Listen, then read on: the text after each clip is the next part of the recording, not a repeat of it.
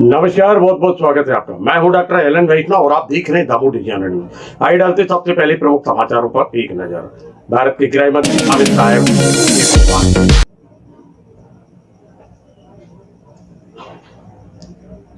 Medical की पढ़ाई अब हिंदी में होगी। मध्य प्रदेश बना हिंदी में पढ़ाने वाला पहला राज्य।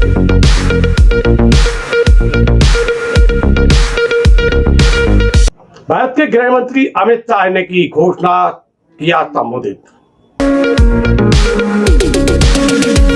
अमित शाह के उद्बोधन को सीधे प्रसारण के रूप में जगह जगह सुना गया। मध्य प्रदेश के दमोह जिला मुख्यालय पर उत्कृष्ट विद्यालय में हुआ सीधा प्रसारण।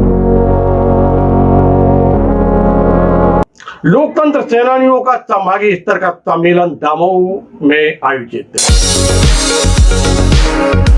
वक्ताओं ने रखे विचार, चिंता और मनन के साथ उद्बोधन।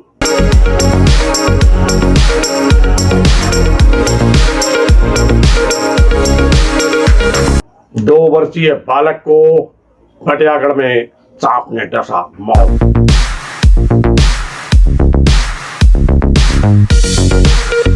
घंटाघर की एक तरफ की रैली हुई गायब। क्षतिग्रस्त प्लेटफॉर्म बना चर्चाओं में। नमस्कार, समाचार विस्तार से। भारत के गृह मंत्री अमित शाह भोपाल पहुंचे। आत्मीय स्वागत हुआ, सम्मान हुआ और इस अवसर पर उन्होंने एक सौगात दी है। मध्य प्रदेश में अब मेडिकल की जो पढ़ाई होगी वह हिंदी में होगी और इसकी घोषणा हुई है। पुस्तकों का लोकार्पण हुआ है, जन को संबोधित किया है।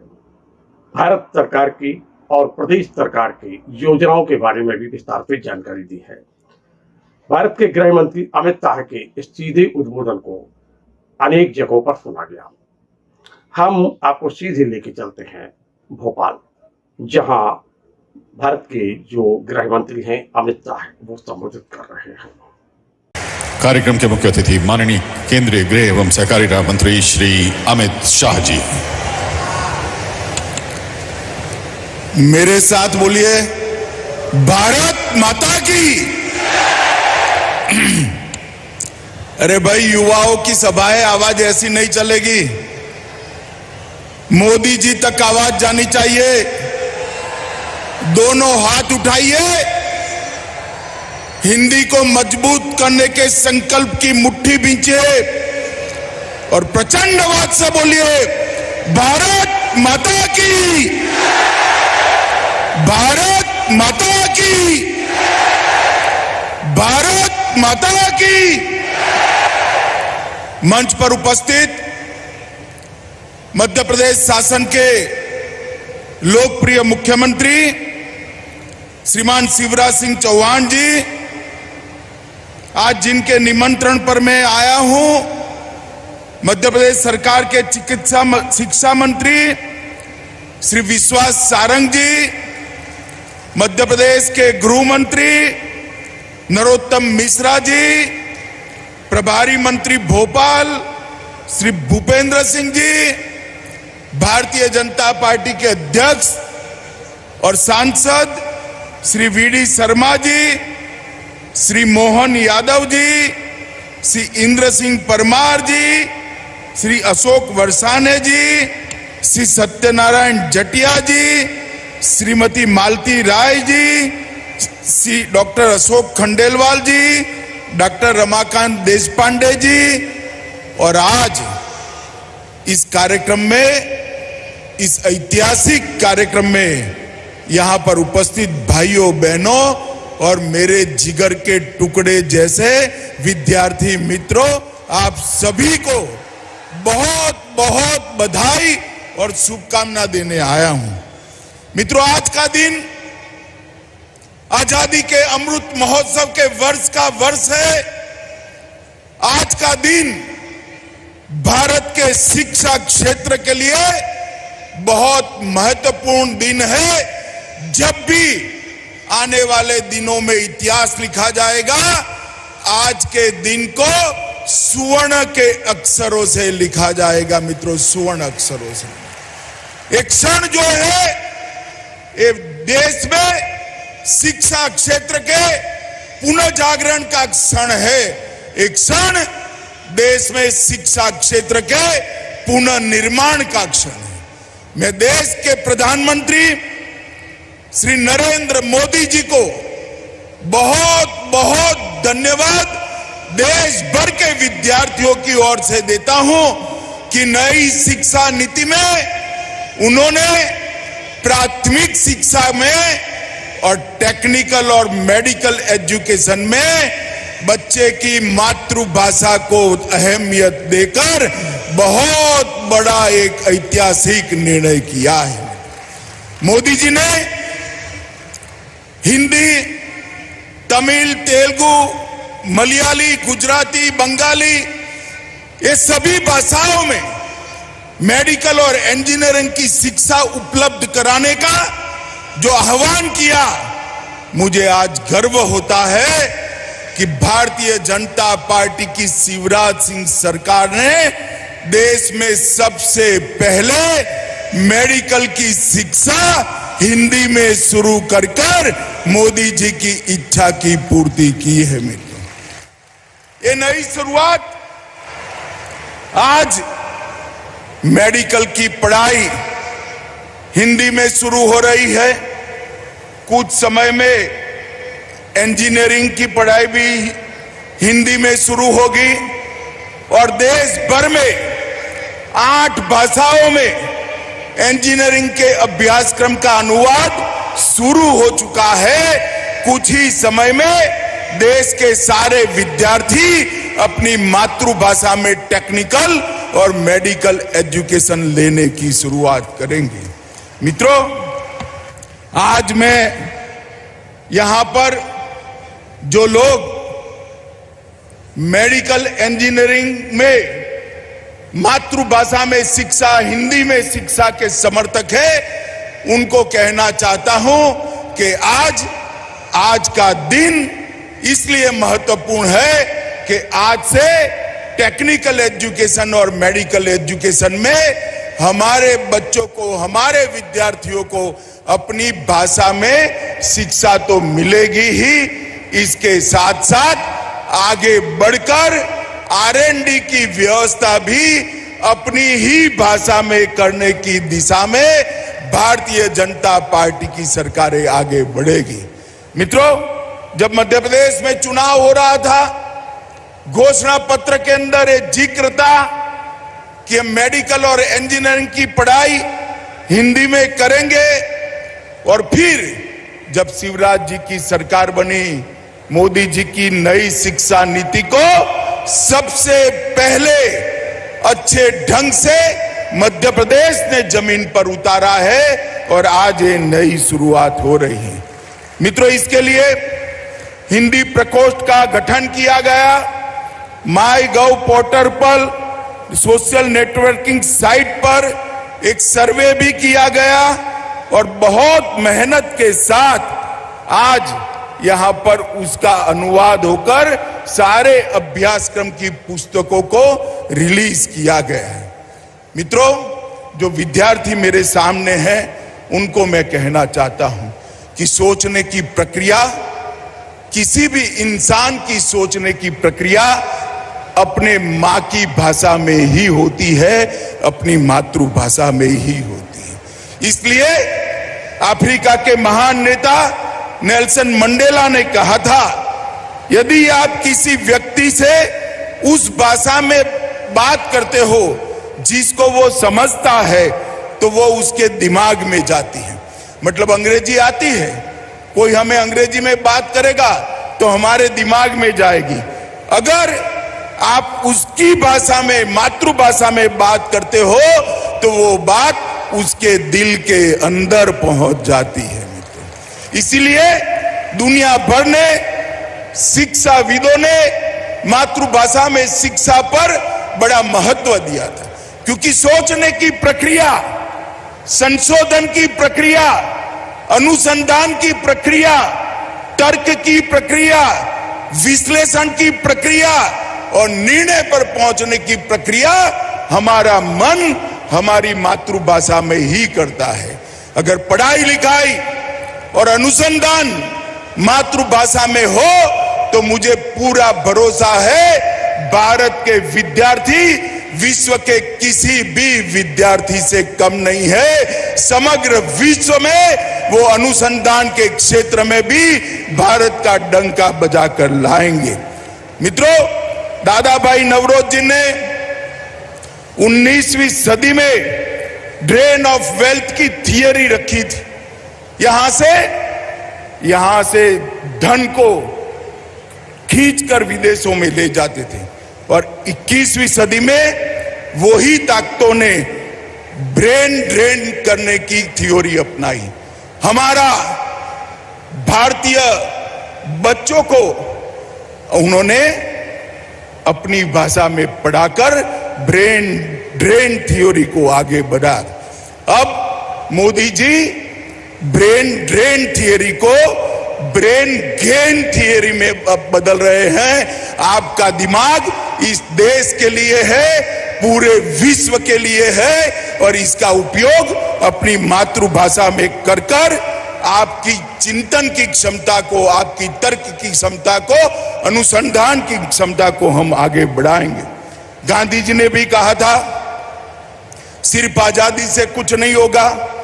रसायन शास्त्रियों, इंजीनियर और मेडिकल के डॉक्टर जब अपनी भाषा में पढ़ेंगे तभी जाकर वो देश की सच्ची सेवा कर पाएंगे, दुनिया की भी सच्ची सेवा कर पाएंगे। मुझे आज बड़ा आनंद है कि त्रिभाषा के फॉर्मूले को मध्य प्रदेश के शिवराज सिंह ने बहुत मन से स्वीकारा है और आगे बढ़ रहा है। मित्रों, आज मोदी जी के नेतृत्व में नई शिक्षा नीति के माध्यम से हमारी भाषाओं को महत्व देना शुरू हुआ है। जेईई, नीट और यूजीसी देश की 12 भाषाओं में एग्जाम देने की व्यवस्था, परीक्षा देने की व्यवस्था नरेंद्र मोदी जी ने की है। कॉमन यूनिवर्सिटी इंटरस्टेट 13 भाषाओं में, देश की 13 भाषाओं में आप दे सकते हो। 10 राज्यों ने इंजीनियरिंग को भारतीय भाषा में तमिल, तेलुगु, मराठी, बंगाली, मलयाली, गुजराती में अनुवाद कर इसकी शिक्षा भी आगे चल रही है और भारतीय सांकेतिक भाषा का भी मानकीकरण हो रहा है। मित्रों, जब आज टेक्निकल एजुकेशन और मेडिकल एजुकेशन के अंदर हिंदी की सुभग, सुंदर और आज पहली बार शुरुआत हो रही है, तब मैं देश भर के सारे विद्यार्थियों को बहुत बहुत बधाई देना चाहता हूं।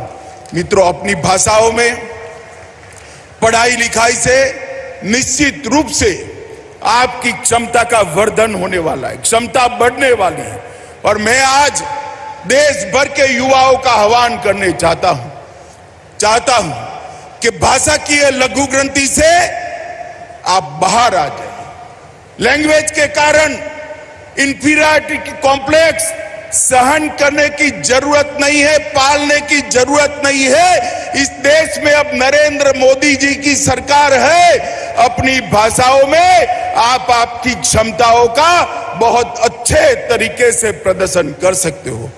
भाइयों और बहनों, आज जब लैंग्वेज की इंफीरियरिटी कॉम्प्लेक्स को दूर करने की बात हो रही है, उस वक्त मोदी जी ने विश्व के मंच पर, मोदी जी विश्व के किसी भी मंच पर गए, उन्होंने अपना भाषण अपनी मातृभाषा, अपनी राजभाषा हिंदी में देकर पूरी दुनिया को एक संदेश दिया है।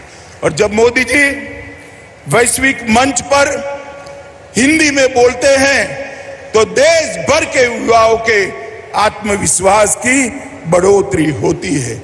भाइयों और बहनों, भारतीय जनता पार्टी की मोदी सरकार टेक्निकल और मेडिकल एजुकेशन के लिए ढेर सारे परिवर्तन लाई है।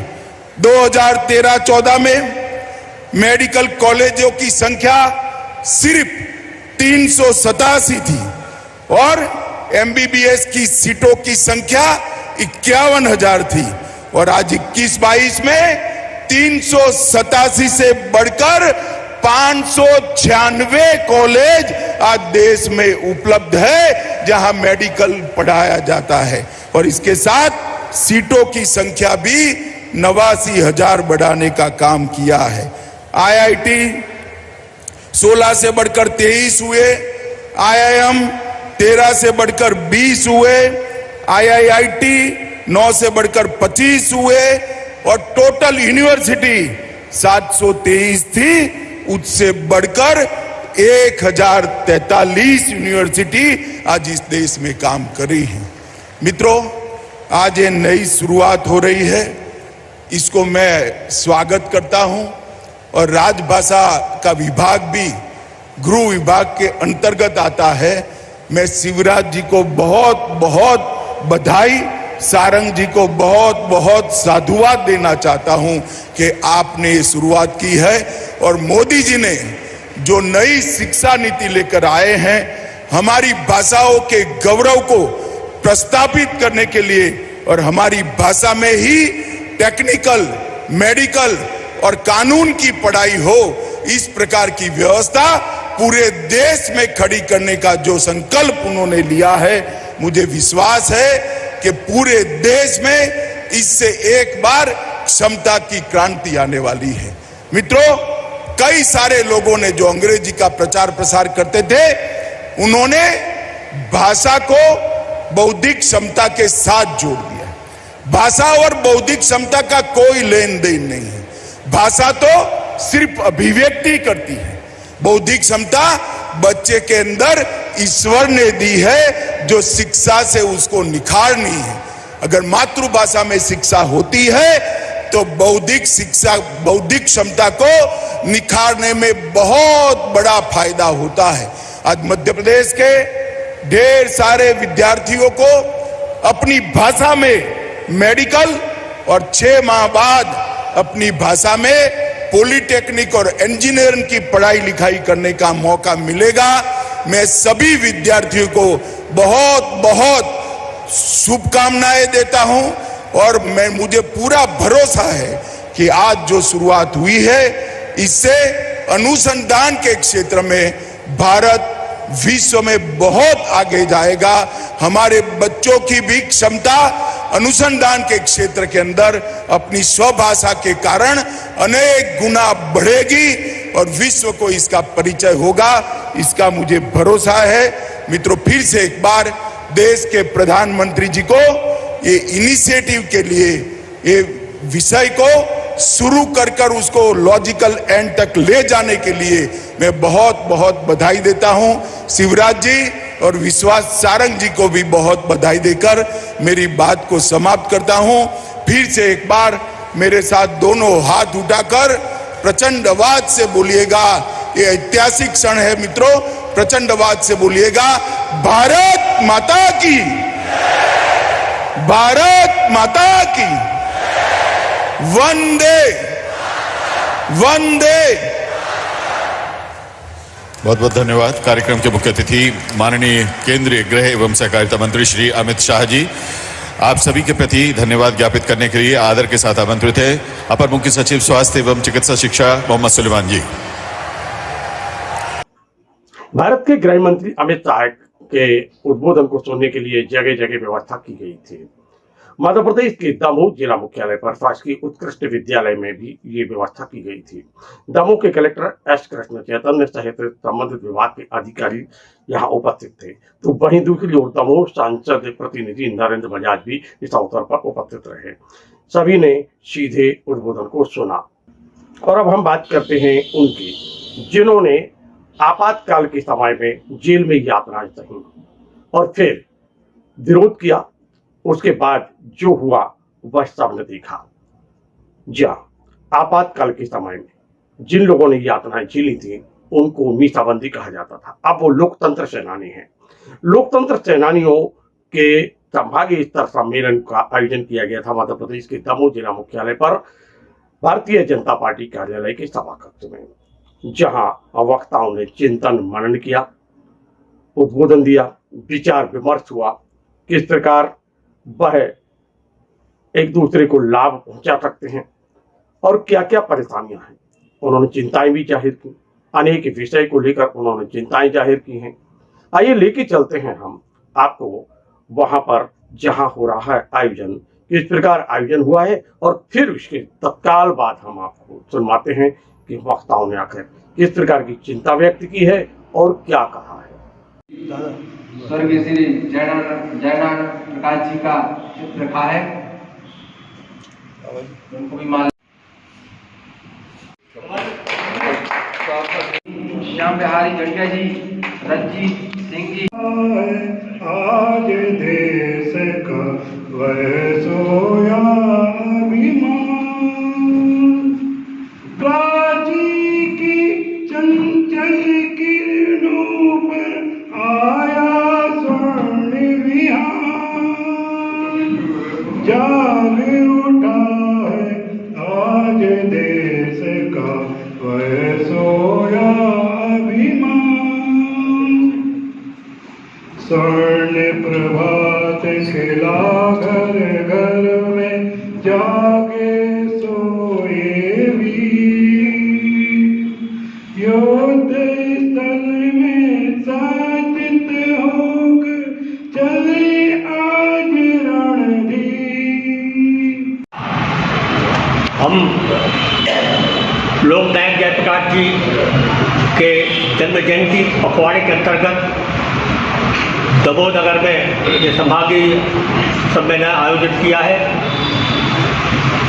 आज बड़ी हर्ष का विषय है कि हमारे अल्प निवेदन पर हमारे प्रांतीय उपाध्यक्ष आदरणीय पित्रे साहब, हमारे कार्यालय से प्रमुख श्री विनोदी जी एवं राष्ट्रीय कार्यकारिणी सदस्य श्री दिलीप शर्मा जी, आदरणीय डॉक्टर रामकृष्ण जी कुशमरिया एवं भारतीय जनता पार्टी के जिलाध्यक्ष आदरणीय प्रीतम सिंह लोधी जी ने हमें अपना बहुमूल्य समय दिया।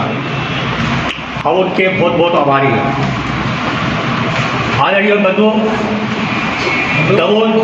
दमोह जिले में कुल 52 परिवार पेंशन पाने वाले हैं एवं 62 पेंशनकारी लोकतंत्र सेनानी हैं, जिसमें करीब 20 लोकतंत्र सेनानी जो हिंदोरिया ग्राम के हैं वो किसी तरह जुगाड़ लगा के मीसाबंदी की पेंशन लेने लगे हैं, जिनकी हमने आपत्ति भी लगाई थी। वो हमारे संगठन से नहीं जुड़े हैं। दमोह नगर के भी कुछ कतिपय लोग लोकतंत्र सेनानी बन गए हैं, 8 लोग, वो भी हमारे संगठन में नहीं है। एवं 2 लोकतंत्र सेनानी दमोह जिले से बाहर हैं। वो प्योर लोकतंत्र सेनानी है लेकिन दमोह जिले से बाहर हैं। महिलाओं में 6 महिलाएं ऐसी हैं जो उन लोगों के साथ में गलत तरीके से मीसाबंदी बन गए हैं, जिनकी हमने आपत्ति भी लगाई थी। वो हमारे संगठन में नहीं है। एवं 11 महिलाएं दमोह जिले के बाहर रहती है। बाकी लोग हमें नियमित हमारी कार्यक्रम में उपस्थित रहते हैं, हमें सहयोग करते हैं, हमारा शुल्क जमा करते हैं और हमें अपना मार्गदर्शन भी देते हैं। हमारे कुछ वरिष्ठ सेनानी ऐसे हैं जिनको बार बार निवेदन करने के बाद भी वो ऐसे कतिपय लोगों के हलफनामा पे दस्तखत कर देते हैं। हम उनसे निवेदन करते, क्षमा पूर्वक उनसे निवेदन करते हैं कि आप ऐसा ना करें, कि जो वास्तव में लोकतंत्र सेना मीसाबंदी के आपातकाल के समय पर जिन्होंने आंदोलन में भाग लिया और वो मीसाबंदी नहीं बन पाए, वो घर में बैठे हैं। लेकिन जो अवसरवादी लोग हैं वो मीसाबंदी वो पा रहे हैं पेंशन। हमने कलेक्टर साहब को लिखित में इसका वो किया था, लेकिन अभी हमें ज्ञात हुआ है कि करीब 10-15 दिन पहले दमोह के एक तथाकथित नेता, आदरणीय, अब नाम उनका नहीं लेते हैं, तो आदरणीय कुशमरिया जी के पास गए, उनसे तो हलफनामा ले लिया है और आदरणीय डॉक्टर साहब के पास भी गए थे। मैंने उनको मना किया कि आप हलफनामा पर दस्तखत नहीं करिए। हम अपने प्रांतीय पदाधिकारियों से निवेदन करते हैं कि हमारे ऊपर एक गलत तरीके से लोगों को मीसाबंदी बना के पेश किया जा रहा है, जो हमें सहयोग नहीं करते हैं और तरह तरह की अफवाहें फैलाते हैं। इस पर रोक लगाने की कृपा करें। हम कलेक्टर साहब से, TIG ऑफिसर से, ADM साहब से सबसे मिल चुके हैं, लेकिन ऐसा नहीं होता। लेकिन क्या है, हमारे वरिष्ठ लोग इस प्रकार के हलफनामा देते हैं, उनसे हाथ जोड़ के क्षमा प्रार्थी है और कहते हैं भाई आप इस प्रकार का कार्य करें, इसमें संगठन को बुरा लगे, खराब हो, उनकी इज्जत खराब हो। पार्टी का भी अपने तरह से अलग बहुत जोरदार सम्मेलन दिल्ली में होने वाला था। ये चारों तरफ से जनता के बीच में जो है, इंदिरा गांधी ने जब इमरजेंसी लगाई थी तो उसके खिलाफ एक बहुत बड़ा आंदोलन चला था। तो जब जयप्रकाश नारायण जी ने समग्र क्रांति का आंदोलन किया, इंदिरा गांधी को ये एहसास हो गया अब हमारी सरकार बचने वाली है, हमारे देश के भीतर एक क्रांति की हवा फैल गई है। तो जयप्रकाश नारायण जी के समेत अनेक नेताओं को उन्होंने जेल के भीतर डाल दिया, सभी पार्टी के। और ये जो है सभी पार्टी को जेल में डालना, ये देश के लिए वरदान भी हो गया। देश के भीतर ही एक बहुत बड़ा संगठन हो गया और जब हम लोग सब बाहर निकले तो जनता पार्टी के रूप में बाहर निकले और जनता पार्टी बनी, का निशान बना, मोरारजी देसाई प्रधानमंत्री बने, हमारे 80 विधायक जनसंघ के जीत करके उस समय आए थे, अटल बिहारी वाजपेयी जी विदेश मंत्री बने, हमारे आडवाणी जी जो है, सभी नेता जो हैं जगह जगह अपने नेतृत्व उन्होंने किया।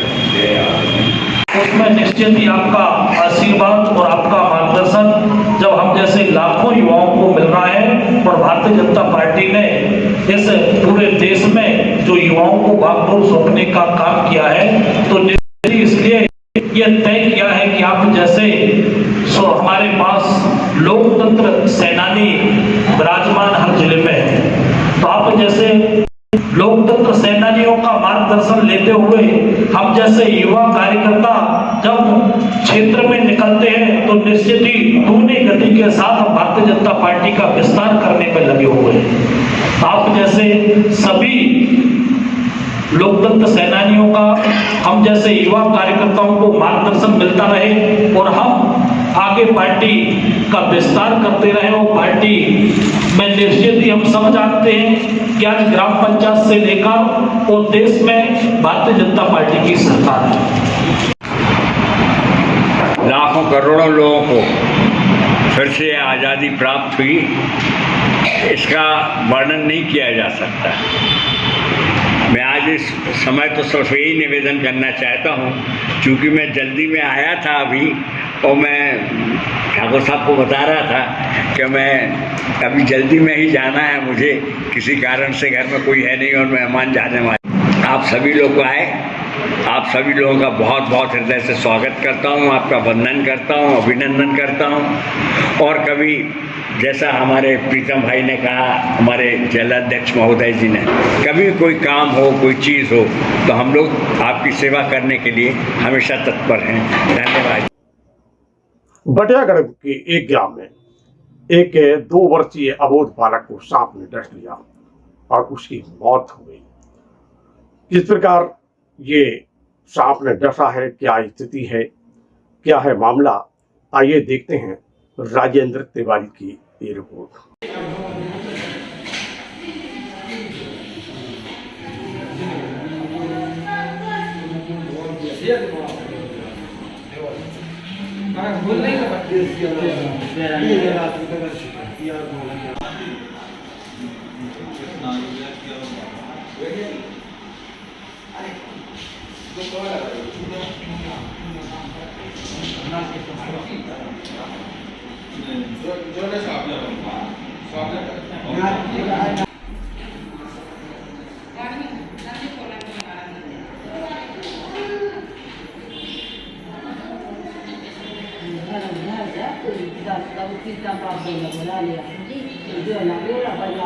हमारा देवेंद्र अहरवाल।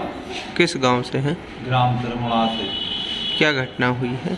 बच्चा सो रहा था सुबह 5 बजे, उसको सर्प ने काटा, अस्पताल ले आए बटियागढ़, तो यहाँ पे डॉक्टर लोगों ने मृत घोषित कर दिया। कितनी उम्र होगी बच्चे की? 2 महीने। आपका? कमल रानी, किस गांव से हैं? तिरमुड़ा से। क्या घटना हुई है? उसको सांप ने काटू है, सो रहा तो सुबह सांप काट के भाग गया। हम गांव से ले आए वाहन, फिर वहाँ से आए थे, सो डॉक्टरों ने जांच करी, फिर जांच करके उनने कह दी कि अब खत्म होगा बच्चा। कितनी उम्र होगी बच्चे की? 2 महीना की। मध्य प्रदेश के दमोह जिला मुख्यालय का हृदय स्थल घंटाघर, और घंटाघर का अब प्लेटफॉर्म क्षतिग्रस्त हो गया है। इसकी एक तरफ की रैली गायब हो गई है। ये जो स्थिति है पिछले कई दिनों से गड़बड़ दिखलाई दे रही थी, और फिर हुआ वही, एक तरफ की रैली गायब हो गई, प्लेटफॉर्म अनेक जगहों पर क्षतिग्रस्त हो गया है। आए दिन यहाँ घटना दुर्घटनाएं घटती रहती हैं। जो वाहन हैं वो निकलते हैं समीप से, और फिर उनकी टक्कर से कभी टाइल्स गिरते हैं तो कभी कोई स्थिति अलग टाइप की निर्मित हो जाती है। आप देख सकते हैं किस प्रकार यहाँ क्षतिग्रस्त हो गया है प्लेटफॉर्म, और फिर वह स्टील की रेलिंग एक तरफ की गायब हो चुकी है।